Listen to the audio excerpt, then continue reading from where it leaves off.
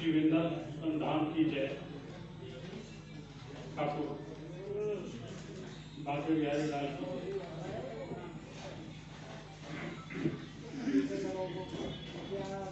वैसे तो मेरा 12 से 14 घंटे लगातार टेलीविजन चैनल्स पर बोलने का रिकॉर्ड रहा है, लेकिन मैं ईमानदारी से कहूँ तो मैं समझ ही नहीं पा रहा हूँ कि मैं शुरू कहाँ से करूँ। मुझे एक पत्रकार और पत्रकारों के प्रतिनिधि के नाते दुनिया के कई देशों में जाने का अवसर मिला है। उत्तर प्रदेश के 25 से अधिक राज्यों में मैं पत्रकारों के प्रतिनिधि के नाते जाता हूँ। देश की सबसे बड़ी संस्था पत्रकारों की है, उसके वरिष्ठ पदाधिकारी के नाते उत्तर प्रदेश के विभिन्न नगरों में जाता हूँ, लेकिन मैं आत्मा से कह रहा हूँ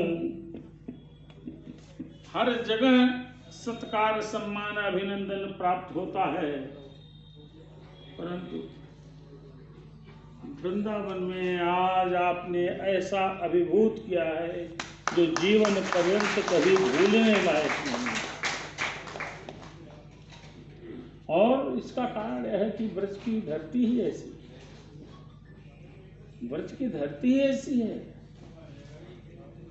ये अलग बात है कि आप ब्रज रज को संरक्षित करने की चिंता में हैं। वस्तुतः जो कार्य किसी भी सरकार का होना चाहिए, लेकिन एक चीज जानिएगा जरूर, चाहे मैं हूं, चाहे मेरे जैसे करोड़ों लोग हों, जब वो ठाकुर जी की भूमि पर आते हैं तो हर ब्रजवासी उन्हें उसमें उनको कृष्णत्व दिखाई पड़ता है। चाहे वो विदेश के लोग हों, चाहे वो भारत के लोग हों, चाहे उत्तर प्रदेश के लोग हों, तो इसमें कोई शक नहीं कि ब्रज की जो गरिमा है, ब्रज की जो महत्ता है, जो मर्यादा है, आप उसका प्रतिनिधित्व करते हैं और इस वजह से ब्रज के लिए चिंतित होना आपका स्वाभाविक दायित्व बनता है। वास्तविकता तो है कि पत्रकारिता से जो अपेक्षाएं आज से 20, 25, 30 साल पहले हुआ करती थी, 40 साल पहले, उसमें भी ठीक उसी प्रकार से क्षण आया है जैसे राजनीति आज से 30, 35, 40 साल पहले अपेक्षाकृत कम दूषित होती थी, आज अधिक दूषित होती है। और राजनीति ही चूंकि हमारी सरकारों की जिम्मेदार होती है, इसलिए उसके प्रदूषण का प्रभाव उन पे पड़ना स्वाभाविक है, वरना ऐसी स्थिति क्यों होती।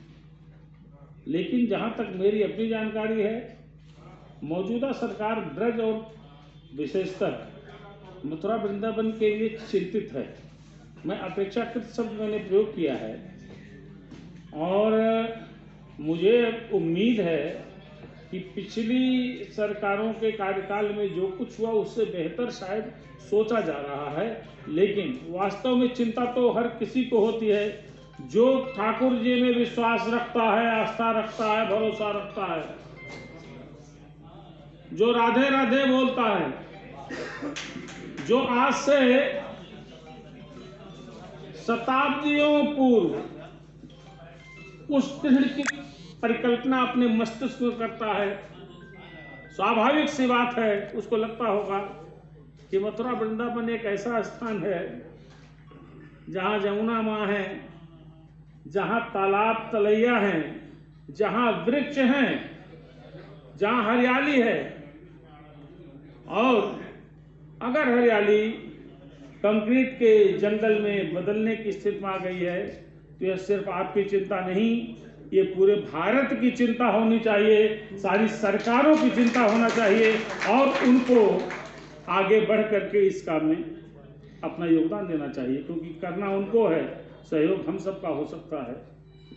फिर भी मैं पुनः कहूँगा, मैं किसी सरकार का पक्षधर नहीं हूँ, लेकिन पिछले 25, 30, 40 सालों में जो भी सरकारें रहीं, उनकी अपेक्षा में जो वर्तमान सरकार है, जो राम और भगवान कृष्ण में विश्वास रखती है, आस्था रखती है, उसका सकारात्मक रुख तो दिख रहा है। इसको ये थोड़ा और बेहतर हो जाएगा, और जब ये एक वास्तविक स्वरूप लेना शुरू करेगा, तब आप लोगों को लगेगा कि कुछ बेहतर हो रहा है।